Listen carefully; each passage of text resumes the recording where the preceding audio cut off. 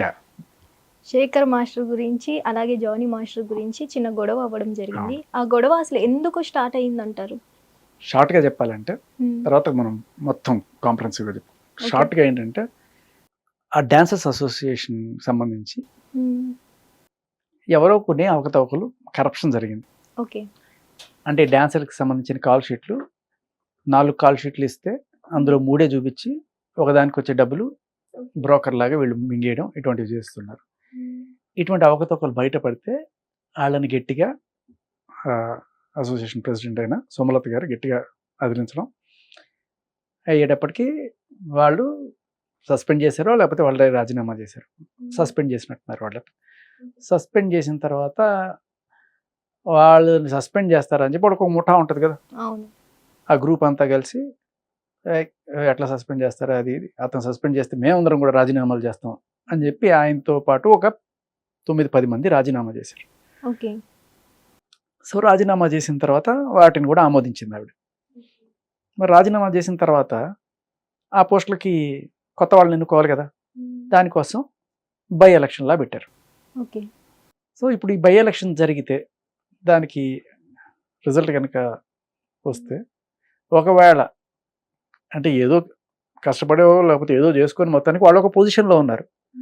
ఇప్పుడు ఏదో కోపంలో ఆవేశంలో వద్దనుకున్నారు ఆ పోస్టు. మళ్ళీ ఇప్పుడు వద్దు మేము చేరతాం అంటున్నారు. కుర్చీ జాంతనై ఎలక్షన్లో గెలిచి చేసుకుని మేము ఎట్లా ఆమోదించేసాం కాబట్టి ఓకే. ఇప్పుడు మళ్ళీ గెలుస్తామో గెలవము, ఎలక్షన్ జరగడం ఎందుకు, ఎలక్షన్లు ఆపేస్తే పోలా అని చెప్పి ఎలక్షన్లు జరగకుండా అడ్డుపడడం కోసం వీళ్ళందరూ కూడా గొడవ మొదలెట్టారు. ఎలక్షన్ ఎట్లా చేస్తారు.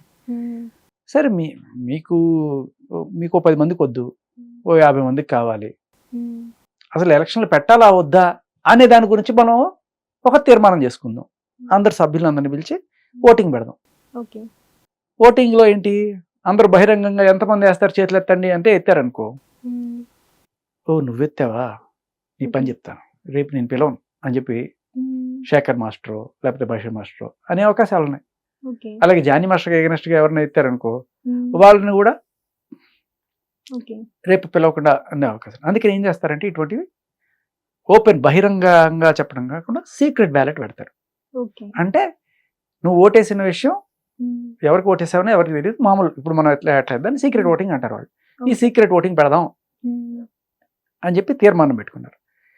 పెడితే చాలామంది ఎట్లా పెడతారు అసలు ఇది రూల్స్కి అగెనిస్ట్, అది ఇది డామ్ డూమ్ డిష్ అని చెప్పి ఎగరడం మొదలెట్టారు. సో ఇలా గొడవ అయ్యేటప్పటికి ఈ లేబర్ ఆఫీసర్ని పిలిచారు.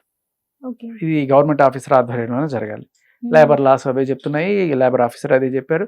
ఎంత చెప్పినా కూడా వీళ్ళు గొడవ చేయడంతో ఆఖరికి పోలీసుల ఎంట్రీ ఇచ్చారు. ఆఖరికి పోలీసులనే వీళ్ళు గట్టిగా దుర్భాషలాడే స్టేజ్కి వెళ్ళిపోతే ఎక్కడ పోలీసులు వీళ్ళని కూడా తీసి అరెస్ట్ చేస్తారో శేఖర్ మాస్టర్ని మిగతా వాళ్ళని, అనవసరంగా ఈ గొడవ పెద్దదవుతుంది అని చెప్పి జానీ మాస్టర్ వెళ్ళి వాళ్ళని వారించే ప్రయత్నం చేశాడు. శేఖర్ మాస్టర్ని ఆగండి ఆగండి ఆగండి అని చెప్పే ఎంత చెప్తున్నా వినకుండా ఆయన రెచ్చిపోతూ అవతల పోలీస్ ఆఫీసర్ మీద మాట్లాడుతుండేసరికి మళ్ళీ ఆయనకి ఏమైనా ఆయన మీదకి వస్తుందేమో, ఆయన్ని తీసుకెళ్ళిపోతే మళ్ళీ ఎవరిని తీసుకెళ్ళా కూడా ఒక డాన్స్ అసోసియేషన్కే కదా చెడ్డ పేరు అని చెప్పి ఆపడానికి ప్రయత్నించినప్పుడు అది ఆగు అని చెప్పి ఆ ఫ్లోలో ఏదో మాట అన్నాడు ఆయన. అది గొడవగా చిత్రీకరిస్తున్నారు మీడియా వాళ్ళు. నిజానికి అక్కడ అంత పెద్ద గొడవ లేదు. అయితే ఇది సిలువలు పలువులుగా మన మీడియా వాళ్ళు రాసి ఇంకా ఇది పెద్దదయ్యేటప్పటికి చిరంజీవి గారి దాకా వెళ్ళింది. సో ఇప్పుడైతే దాసనారాయణరావు గారు లేరు. ఆయన ఇండస్ట్రీకి పెద్ద దిక్కు. ఇటువంటి సమస్యలు వచ్చినా కూడా ఫస్ట్ ఆయన అందరిని పిలిచి పరిష్కరించేవాళ్ళు.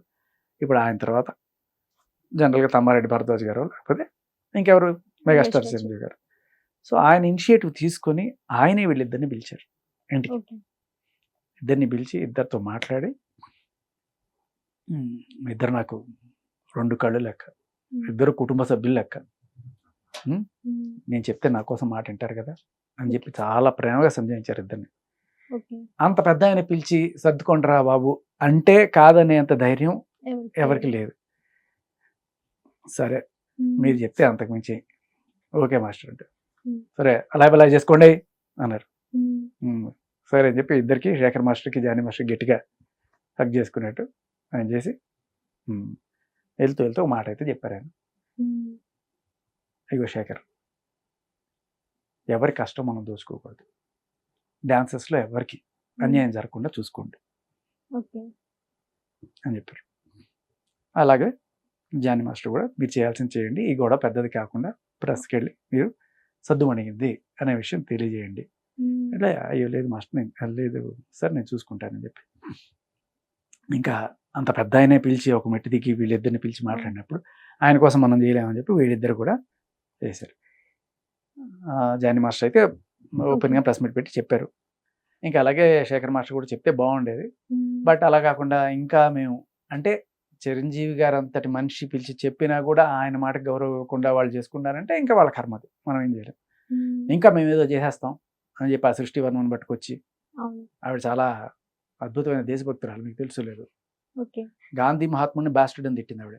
అటువంటి పుణ్యాత్మరాలను తీసుకొచ్చి మీడియాలో మాట్లాడిస్తుంది. అంటే భీష్ముడిని చంపడానికి సికండర్ని అడ్డం పెట్టి బాణం వేస్తాడు చూడండి అర్జునుడు, ఆ టైప్లో ప్రతి దాంట్లో దీనేంటి ఏమిట్రా అనే డైలాగ్ ఉంటుంది చూడండి బ్రహ్మానంద గారు. అలా ఈవిడ. ఇది బ్రీఫ్గా. ఇప్పుడు అసలు రాజకీయం చెప్తాను. ఇది ఇప్పుడు కాదు మొదలైంది. ఈ కథ నంద్యాల ఎన్నికల టైంలో మొదలైంది. నంద్యాల ఎన్నికల టైంలో ఆయన ఎవరు వైసీపీకి సంబంధించిన క్యాండిడేట్, ఆయనకి సపోర్ట్ చేయడానికి మన బన్నీ వెళ్ళారు. జనరల్గా మెగా క్యాంప్లో ఉండేవాళ్ళు ఎవరన్నా సరే జనసేనకే సపోర్ట్ చేస్తారు కదా అనుకునే టైంలో, సరే మనస్పర్ధలు ఉండదు. ఏదో ఇప్పుడు అల్లు అర్జున్ గారికి చాలాసార్లు ఆయన ఫంక్షన్స్లో కూడా జై పవన్ కళ్యాణ్ అని చెప్పి అరవడము, ఇలాంటివి నేను చెప్పను బ్రదర్, ఆయన ఫ్యాన్స్ వల్ల కొంత ఇరిటేట్ అయిన మాట వాస్తవం. దాని ఆయన పవన్ కళ్యాణ్ ఏం చేస్తారు, సరే వదిలేండి, మేబీ అదేదో ఆ ఈగోకి తీసుకున్నారు ఏమో, మొత్తానికి నంద్యాలలో వైసీపీ ఎమ్మెల్యేకి సపోర్ట్ చేశారు, కంటెస్ట్ చేస్తున్న ఎమ్మెల్యేకి. ఇప్పుడు దాన్ని చాలామంది తీసుకోలేకపోయారు, ముఖ్యంగా మెగా క్యాంప్లో ఉండేవాళ్ళు ఎవరు తీసుకోలేకపోయారు. అండ్ అలాగే మెగా వీరాభిమానులు అయితే అసలు తట్టుకోలేకపోయారు. అందులో జనసేనకి జానీ మాస్టరు ముందున్న సైనికుడుగా చించుకుంటారు ఆయన జనసేన కోసం. అటువంటి ఆయన ఇది చూసిన తర్వాత నేను ఇక్కడి నుంచి అల్లు అర్జున్కి ఎటువంటి సినిమాలు చెయ్యను అని చెప్పి అప్పట్లో స్టేట్మెంట్ ఇచ్చారు, పుష్ప చేయాల్సిన టైంలో. ఇదేంట్రా బాబు అని చెప్పాను, దానికి రాజకీయానికి సంబంధం ఏంటి, సినిమానే అటాక్ చూడాలి, ఇవన్నీ చెప్పినా కూడా నేను చెయ్యను. సరే ఇంక చేసేది ఏముంది అని చెప్పి ఆయన మార్క్ స్టెప్పులు, ఆయన స్టైలు ఇష్టపడిన వాళ్ళు ఏం చేశారంటే ఆయన క్యాంపులోనే ఉన్న సృష్టి వర్మను పట్టుకొని తీసుకెళ్ళి ఆవిడతో చేపించుకుంటున్నారు, ఎందుకంటే అదే టైప్లో మనకు కావాలి అని చెప్పి.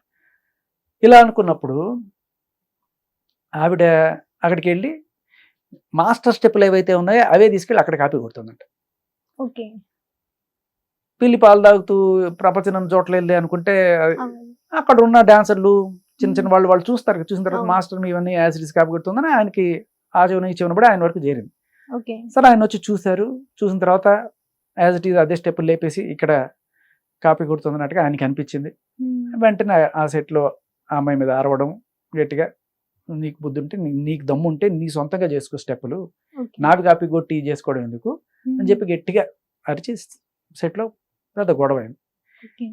గొడవ అయ్యేటప్పటికి ఇంకా సరే ఆవిడ ఒక ఏదో డౌన్ అయిందో ఏదో అయింది మొత్తానికి. తర్వాత సుకుమార్ గారి టీంలో చర్చ ఏంటంటే, అరే అమ్మ పెట్టదు అడుగు తిననవద్దు, నువ్వు ఎట్టాగో చేయవు, చేసే వాళ్ళని కూడా ఎందుకు చెడగొడుతున్నావు నువ్వు అని చెప్పి వాళ్ళకి కోపం వచ్చింది. మళ్ళీ రేపు ఇంకోసారి ఈ సెట్లోకి వచ్చి గొడవ చేయకూడదు, ఏం చేస్తారో నాకు తెలియదు, వెళ్ళి పోలీస్ కంప్లైంట్ అయినా చేయండి అంటే అక్కడ ఉన్న ఒక అసిస్టెంట్ డైరెక్టర్ని తీసుకుని వెళ్ళి ఈవిడ మన నార్సింగ్ పీస్లో కంప్లైంట్ కూర్చుంది. ఇట్లా ఏంటి కంప్లైంట్ అంటే, ఇట్లా గొడవ జరిగింది, అది దీనికి ఏం చేస్తాం మేము, ఇది పెద్ద కేసు కాదు, దీంట్లో ఆయన ఏం చేయమా అయితే పిలిచి ఒక 41 నోటీస్ ఇచ్చి పంపిస్తాం, ఇది కాదు, దీంట్లో పెద్ద దమ్ము లేదు, దీనికి కూరలు లేవు, పెద్ద పెద్ద సెక్షన్లు పెట్టాలి అని. ఇంకా దాన్ని ఏం చేశారు, రకరకాలుగా ట్విస్ట్ చేశారు. మీరు ఫస్ట్లో ఉన్న దానికన్నా సెకండ్ డే థర్డ్ డే మారిపోయింది, మొత్తం కంప్లైంట్ మారిపోయింది, ఎఫ్ఐఆర్ మారిపోద్ది. అదే ఏంటిది అత్యాచారం కేసు, పోక్సో కేసు, ఇంకా ఉంటాయి, ఇంకా టెర్రరిస్ట్ కేసులు, ఇంకేం కూడా అది పెట్టేసుకోవచ్చు. సో అన్ని రకాల కేసులు పెట్టేసి, ఏంటి కేసు, ఎప్పుడో 6 ఏళ్ల క్రితం ఆయన నా మీద అత్యాచారం చేశారు. ఇది కేసా? ఓకే. వాళ్ళు పెట్టడము, వాళ్ళు తీసుకోవడం. అంటే 6 ఏళ్ల క్రితం అత్యాచారం, ఇప్పటిదాకా ఏం చేస్తున్నావు, నువ్వు నిద్రపోతున్నావా? లేదు సార్, అప్పుడు నాకు ధైర్యం లేదు, ఇవాళ నిన్నే ధైర్యం వచ్చిందండి. ఓకే. అదేదో సినిమాలో, కలేజీ సినిమాలో మహేష్ బాబు నిన్నే దేవుడు అయ్యాడు అని చెప్పి అన్నట్టు. సరే వదిలేయండి. పెట్టారు. తర్వాత దాన్ని అడ్డం పెట్టుకొని ఆయన డాన్సర్స్ అసోసియేషన్ అంటే టార్గెట్ చేశారు. ఇక ఆయన ఎప్పుడైతే ఈ రకమైన రాజకీయం నడుస్తుందో ఆయన టార్గెట్ చేయడం మొదలెట్టారు. సో జనరల్గా ఒక మనిషిని టార్గెట్ చేయాలంటే ఆయన రైవల్స్ ఎట్లాగో ఉంటారు. ఇప్పుడు ఎలక్షన్లో పోటీ చేసినప్పుడు ఆయనకి అపోజిషన్గా పోటీ చేసే వాళ్ళు ఉంటారు. వాళ్ళని కొంచెం రెచ్చగొట్టిన, వాళ్ళని ఏదో ఒకటి చేసినా ఇంకా అన్ని ఏదో రకంగా జీవితం బర్బాద్ చేయాలి. నెక్స్ట్ స్టెప్ ఏంటి? జైలు పెట్టించారు. ఓకే, పోక్సో కేసు పెట్టి అది ఏమీ తేలేదు. ఆఖరి జడ్జి గారు ఏం చెప్పారు, వీళ్ళిద్దరికీ ఇష్టపడే ఉన్నారనేది అర్థమవుతుంది. ఎందుకంటే ఆడియో రికార్డులు బయటకు వచ్చినాయి. ఎందుకు? ఆ అమ్మాయి ఇష్టపూర్వకంగా అదే నాకు జానీ మాస్టర్ అంటే ప్రేమ, ఆయన ప్రేమిస్తున్నాను, ఆ విషయం అక్కడికి తెలిసిపోయింది, అంటే సోమలత గారికి తెలిసిపోయింది. అందుకని పిలిచి 4 చెవాట్లు పెట్టిందో ఏదో, అందుకని దూరంగా ఉండాల్సి వస్తుంది, కానీ తట్టుకోలేకపోతున్నాను, అందుకే ఆయన పోక్ చేస్తున్నాను. ఇక ఫోటోలు, ఆయన జే అనే లాకెట్టు అలాంటివన్నీ తీసి ఇన్స్టాగ్రామ్లో ఉన్న వాటిలో పెట్టి ఆయన్ని ఇది చేయడం అనమాట. సో ఇవి చేసేటప్పటికి అది సరే, ఆయన డ్రైవర్ వాళ్ళు ఏదో వెళ్ళి అడిగారు, ఆ రికార్డులన్నీ కూడా కోర్టులో సబ్మిట్ చేశారు. జడ్జి గారికి అర్థమైంది ఇది కన్సెన్షువల్ అఫైరే, దానికి మనం ఆయన శిక్షించడం కరెక్ట్ కాదు అని చెప్పి బెయిల్ ఇచ్చేసారు ఆయనకి. ఇక్కడ సరే బెయిల్ ఇచ్చేసిన తర్వాత అక్కడితో ఆగారా? ఆయన నేషనల్ అవార్డు, సో తెలుగులో నేషనల్ అవార్డు వస్తే నాకే రావాలి, ఇంకెవరికి రాకూడదు అనే కోణంలో ఈయన ఏమైనా వ్యవహరించారా అల్లు అర్జున్ గారు? ఎందుకంటే నేషనల్ అవార్డు వచ్చింది ఆయనకి, ఈ కారణాలు చూపించి పైకి అందరికి ఇది చేసి, అంటే ఆయన చేశారని నేను చెప్పను, ఎవరో సరే రకరకాల రాజకీయాలు ఉంటాయి కదా, వాళ్ళు ఆయనకి అవార్డు రాకుండా క్యాన్సిల్ చేయడం. తర్వాత సరే కోర్టు బెయిల్ ఇస్తే మనకి పాష్ ఇంటర్నల్ కమిటీలు ఏవో జడ్జిమెంట్లు చెప్పచ్చు కదా అని చెప్పి ఝాన్సీ గారు లాంటి వాళ్ళని పెట్టి ఏదో ఒక తీర్పు ఇచ్చారు. అవును, ఇక్కడ ఏదో జరిగిపోయింది, వర్క్ ప్లేస్ లో హెరాస్మెంట్ జరిగింది, కాబట్టి ఈయన అర్హుడు కాదు, ఇది డాన్సర్స్ ప్రెసిడెంట్ గా ఉండడానికి అర్హుడు కాదు. అసలు ఈ తీర్పు ఇవ్వడానికి వాళ్ళు అర్హులా కాదా అనేది మనం ఫస్ట్ చూడాలి. ఎందుకంటే ఒక అసోసియేషన్ ఉన్నప్పుడు వాళ్ళు జడ్జి చేసుకోవాలి, బయట వాళ్ళు ఎవరో వచ్చి పెట్టడం అనేది కూడా కరెక్ట్ కాదు. ఆ కమిటీ వ్యాలిడిటీ ఎంత ఉందో కూడా మనం చెప్పలేం. సరే అది పక్కన పెట్టండి, ఏదో ఇచ్చారు, మొత్తానికి ఆయన తీసేశారు.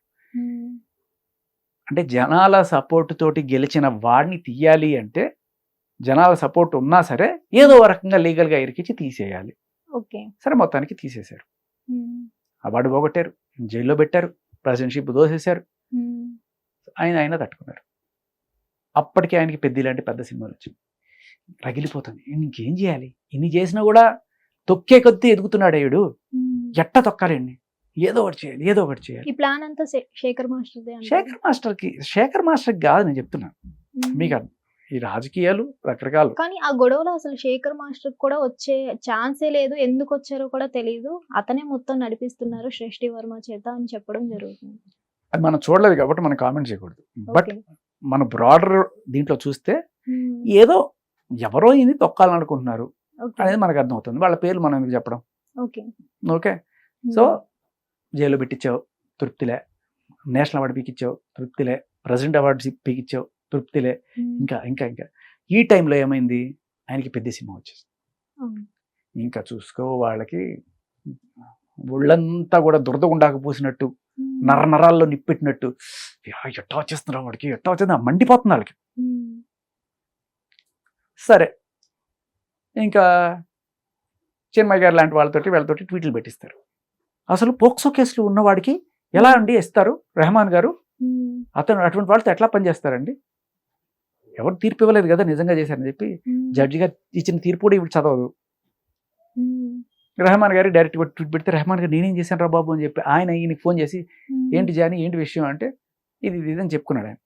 అంటే అలా చెప్పుకునే పరిస్థితికి వీళ్ళు తీసుకొస్తారన్నమాట. ఏదో ఒక రకంగా ఈ ఉమెన్ కార్డు, అత్యాచారాలు, ఇవన్నీ కూడా ఇటువంటి వాళ్ళు అని చెప్పి ఎవరు ఎటువంటి వాళ్ళో జనాలకి అందరికీ అర్థమవుతుంది. జనాలకి అర్థమైంది కాబట్టే తర్వాత సుమలత గారు పోటీ చేస్తే బంపర్ మెజార్టీతో ఆవిడ్ని ప్రెసిడెంట్ చేశారు.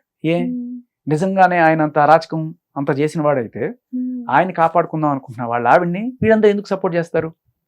ఆయన మంచోడు కాబట్టి, జనాలకు సహాయం చేసే మనస్తత్వం ఉంది కాబట్టి ఆయన లేకపోయినా సరే ఆయన భార్యని చక్కగా గెలిపించుకున్నారు వీళ్ళు. ఆవిడ గెలిచేటప్పటికి మళ్ళీ ఇంకో షాక్, ఎట్లా రా, ఎంత తొక్కాలనుకున్నా వీళ్ళు తొక్కట్లేదే, ఇంకా ఇంకా ఇంకా ఆవిడ ప్రెసిడెంట్ గా ఉందా, ఎలా ఎలా ఇప్పుడు ఏదో ఒకటి చేయాలి అంటే జనాల మద్దతు ఉన్నా కూడా వాళ్ళని ఎలా తొక్కచ్చు? కేసులు పెట్టి తొక్కచ్చు. ఒక అమ్మాయికి అన్యాయం జరిగిపోతుంది అనే కోణంలో ఏదో ఒకటి చేసేసి ఆపేయచ్చు. మరి ఇప్పుడు అక్కడ ఆవిడ గెలిచింది కదా, గెలిచిన తర్వాత ఈ సృష్టి వర్మ ఏం చేస్తుంది, అక్కడ ఇక్కడ మళ్ళీ కంప్లైంట్ ఇవ్వడం మొదలెట్టింది.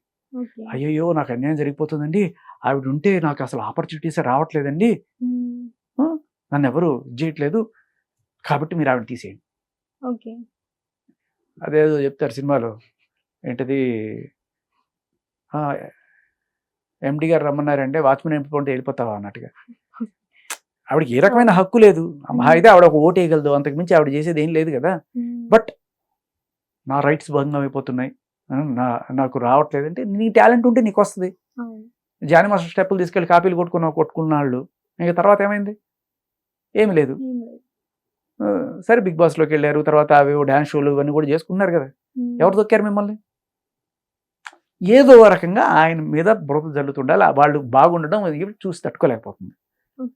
రకరకాల కంప్లైంట్లు ఇచ్చింది ఛాంబర్లో, ఫెడరేషన్లో, ఇలా ఆవిడ ఉండడం వల్ల నాకేమి రావట్లేదు, నాకు సేఫ్టీ లేదు, అక్కడ నాకు సెక్యూరిటీ లేదు అంటే ఏమిటి? ఇప్పుడు ఒక్క దానికోసం ప్రజలందరూ కలిసి ఎన్నుకున్న ఆవిడ తీసేయమని చెప్పి, నేనే మనిషిని, వీళ్ళెవ్వరు మనుషులు కాదు, ఆ 75 మంది మనుషులు కాదు, నేను ఒక్కదాన్ని మనిషిని, నా సేఫ్టీ చూడండి, ఆవిడ తీసేసేయండి. ఎట్లా ఉంటుంది సరే, ఏం కావాలని కోరుకుంటుందంటే అని అర్థమవుతుంది కదా. ఆయన బాగుపడ్డం ఆవిడ చూడలేకపోతుంది. ఆయన ఎక్కడ బాగుపడ్డా కూడా వెంటనే ఒక ట్వీటో ఏదో పెట్టేస్తా ఉంటుంది అనమాట, చిచి ఇట్లాంటి వాడికి ఇచ్చేసారు, ఇట్లాంటి వాడికి ఇచ్చేసారు.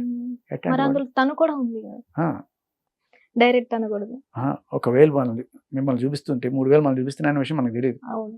గురిగింజకి తన బ్యాక్ ఉండే బ్లాక్ కనబడదంట, అలా అది సర్లేండి. హిట్ టీవీ యాప్, ఇందులో short news, live news, entertainment shows, movies, digital magazines తో పాటు మీ జిల్లా వార్తలను కూడా ఫ్రీగా చూడొచ్చు.